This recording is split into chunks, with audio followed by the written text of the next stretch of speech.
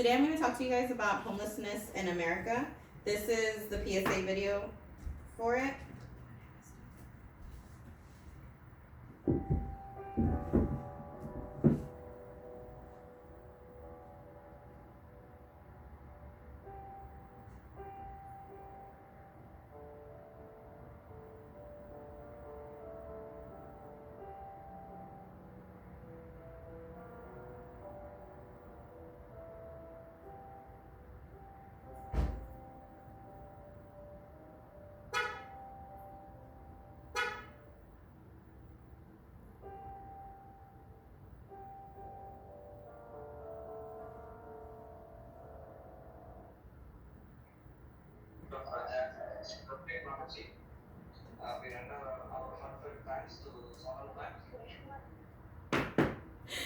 So, when people think of America, they think of the land of opportunities, wealth, and prosperity. However, people tend to forget that 42.9 million people are living in poverty. The number of poverty and homelessness people continues to rise in cities like Los Angeles. In 2018, it peaked up 11%. Also, some of the leading causes of homelessness in America are changes in family status, parental incarceration, and addiction. When a family member, primarily a parent, loses a job, it becomes hard for them to stay afloat. It becomes hard for them to pay their bills, and then when they fall back, they can lose their job. They probably will lose their job because they don't have anybody to take care of the kids. They are going to lose where they live. So there's not a lot of assistance programs. They say that there is, but they're not like a lot of shelters or homes where people can go to. Also in 2008, during the recession in America, the unemployment rate peaked at 10%, doubling the size from January to December. 170,000 families were homeless by the end of that year. And then now that we're in a pandemic, that's probably going to rise more. Parental incarceration is another leading factor in homelessness. For it goes hand in hand with change in familial status. When one of the parents isn't there to support the other one, it becomes hard.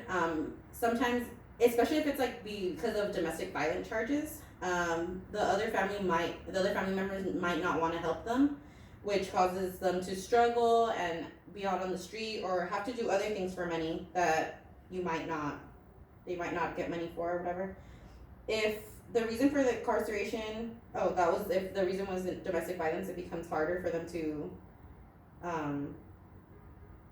stay afloat. And then also, like, there was like this video that I had watched on homelessness in the OC, and these were like parents who had been in jail or had lost their jobs, or there's like one parent that had lost their job and the other parent's still working, but they're living in a motel, like 1 bedroom, and they have like 4 or 5 kids.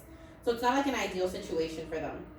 And then addiction is probably one of the big leading causes of homelessness. When a person engages in vices such as alcohol or drug use, it hurts the family as a whole, especially because they stop caring about their family. Like, there's even been quoted that someone said, like, I love my family, but I love my addiction more.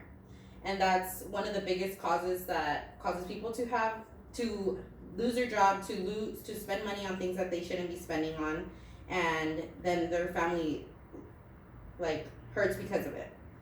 And then addiction has also been linked to mental illnesses. So a lot of homeless people don't get like benefits, and they can't be treated for these illnesses. So that's my next slide. Oh no, sorry. So this goes with Maslow's hierarchy of needs. This is the idea of self-esteem as well as safety needs and psychological needs. These needs all lack when someone becomes homeless because they are deprived of shelter, they're deprived of like other resources that they need, sometimes they're even deprived of like food. Like, that's why you see people like begging for money on the street. Sometimes it could be, that they're begging for like money for drugs, but most of the time, like, these people haven't ate, and it's probably because they don't think of eating because of their addiction, if that's what they're addicted to.